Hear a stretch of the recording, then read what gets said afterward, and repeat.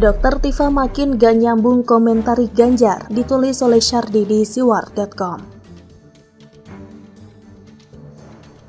Sebelum kita lanjut, jangan lupa subscribe dan nyalakan loncengnya agar Anda menjadi yang pertama mendapatkan informasi dari jurnal terupdate. Dokter Tifa sangat mendukung Anies. Dia bilang akan komitmen mendukung dengan logis, rasional, dan objektif, bukan dukung secara buta. Dokter Tifa menyebut dalam diri Anies terdapat 4 sifat baik Rasulullah SAW, yaitu sidik, amanah, fatonah, dan tabligh. Mungkin orang ini sedang cari perhatian besar-besaran, mungkin supaya bisa dapat imbalan kalau misalnya Anies jadi presiden, misalnya Menteri Kesehatan.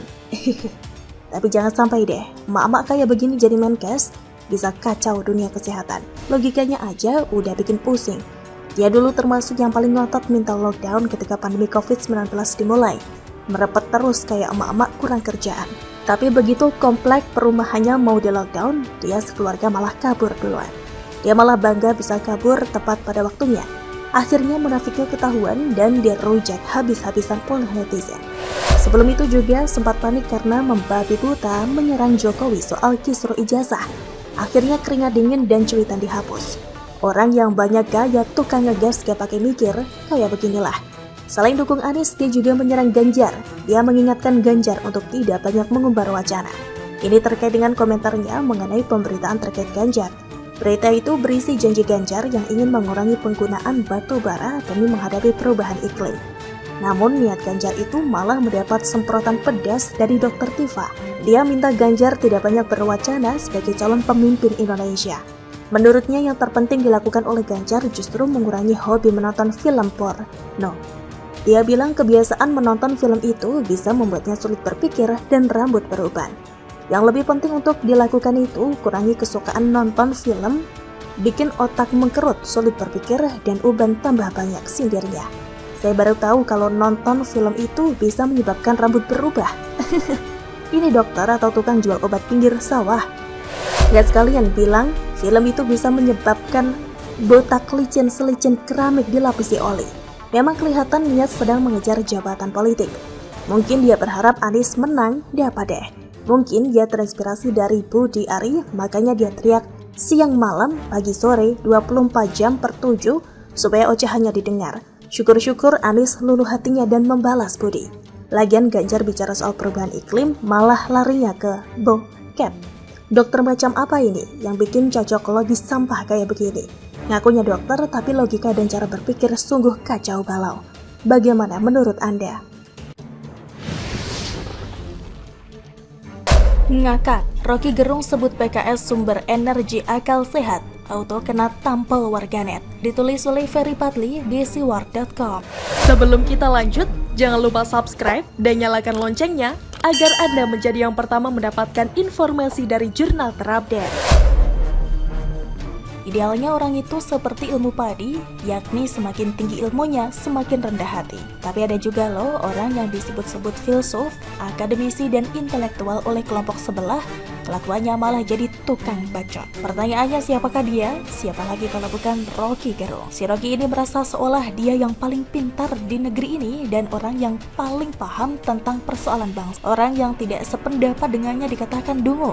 Seperti Sekjen PSI, Dea Tunggasti, pernah dikatakannya dungu tersebut. Padahal dia merupakan doktor loh di usianya yang baru 40 tahun.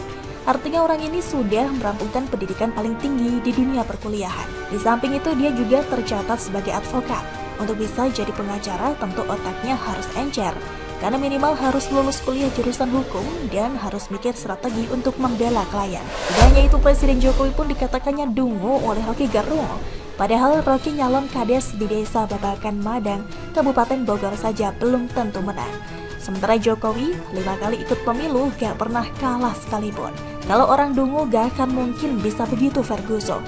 Hanya orang yang cerdas yang bisa tidak pernah terkalahkan di 2 kali pilwakot, sekali pilgub DKI dan 2 kali pilpres. Bandingkan dengan Amin Rais yang konon katanya lulusan Universitas Notre Dame, Amerika, dan mendapatkan gelar doktor ilmu politik dari Universitas Chicago, Illinois, Amerika Serikat. Tapi ketika dia ikut Pilpres pada 2004 silam, langsung kalah di putaran pertama. Sedangkan Jokowi 2 kali jadi presiden. Itu pun karena masa jabatan presiden dibatasi maksimal 2 periode. Kalau tidak ada pembatasan masa jabatan presiden, bisa saja dia terpilih jadi presiden 2-3 periode lagi. Karena berdasarkan hasil survei, tingkat kepercayaan publik terhadap Presiden Jokowi sangatlah tinggi, yakni mencapai 90%. Artinya apa? Soal strategi politik, apalagi memimpin bangsa, kapasitas Jokowi jauh di atas Amin Rais. Amin Rais mah jangankan mau jadi presiden, mengelola partai saja dia tidak mampu. Terbukti dia didepak dari PAN dan partai baru yang didirikannya, jadi Partai Umat tidak lolos verifikasi faktual. Jangan salah-salah, Partai Umat bisa ikut pemilu 2024 bukan karena memenuhi syarat Ferguson, tapi karena belas kasihan dari KPU. Sekarang elektabilitas Partai Umat rendah banget, yakni hanya 0,1% doang, di bawah Partai Gelora dan Partai Buruh. Jadi kalau Rocky ingin mengatakan orang dungu, sebenarnya Amin Rais lebih cocok dikatakan demikian. Atau Rocky bisa mengatakan dirinya sendiri yang dungu. Pasalnya rumah yang ditempatinya itu di Bogor, tanahnya itu dibeli dari Cukong tanpa sertifikat. Tak pelak Rocky hampir saja kena usir PT Sentul City kala itu sebagai pemilik tanah yang asli. Tapi lagi-lagi karena faktor kasihan, PT Sentul City tidak tega melihat Rocky yang hidupnya sebatang kara harus jadi tunawisma, hingga rumahnya gak jadi digusur. Uniknya si Rocky ini terhadap para haters Jokowi justru bertindak sebaliknya. Manis banget seperti PKS yang kita tahu sendiri dari dulu memang gak suka sama mantan wali kota Solo itu. Dikatakannya sebagai sumber energi akal sehat bagi seluruh rakyat Indonesia. PKS berupaya menghadirkan tugas konstitusi yaitu keadilan dan kesejahteraan bagi seluruh rakyat. Saya percaya PKS adalah sumber energi untuk menghasilkan akal sehat sebagai sumber berpikir, menghadirkan keadilan kesejahteraan untuk semua orang. Demikian ujar Bung Rocky. Pengen ketawa tapi takut dimarahi Mardhani Alisera. Karena gak akan mungkin partai yang menjadi sumber energi akal sehat tapi kelakuan kadernya korupsi sapi. Belum lagi ada juga loh kader PKS yang gebukin istrinya yang lagi hamil sampai mengalami pendarahan. Dia adalah Bukhari Yusuf. Justru PKS lebih tepat disebut sebagai partai sumber masalah daripada sumber akal sehat. Karena faktanya banyak kadernya yang bermasalah. Tidak pelak pujian Rocky Gerung terhadap PKS tersebut bukannya berbuah manis tapi malah berujung petaka. Ia auto kena tampal warganet. Yaps, benerlah kalau akal sehat menurut versi Rocky Gerung. Karena sehat menurut dia kan kebalikan dari semua yang tidak sehat. Seperti bujang lapuk gak kawin-kawin, menurut dia itu sehat. Demikian tutur pemilik akun Twitter @IndonesiaGuyub. Halah, ini partai PKS ketika masuk dalam kekuasaan, apa yang sudah disumbangkan untuk rakyat malah tragedi sapi atau korupsi sapi yang terjadi. Ujar pemilik akun Twitter @kikian48074255. Saat SBY berkuasa dulu PKS ini diberi jatah 4 kursi menteri loh. Tapi apa yang terjadi? Tidak ada satupun menteri dari PKS yang berprestasi. Justru yang ada menteri dari partai dakwah tersebut bikin malu, yakni Tifatul Sembiring yang kala itu diangkat menjadi Menkominfo malah follow akun porno. Jadi akal sehatnya PKS di mana Om dan Tante Rocky Gerung kok dipercaya? Sungguh terlalu. Bagaimana menurut Anda?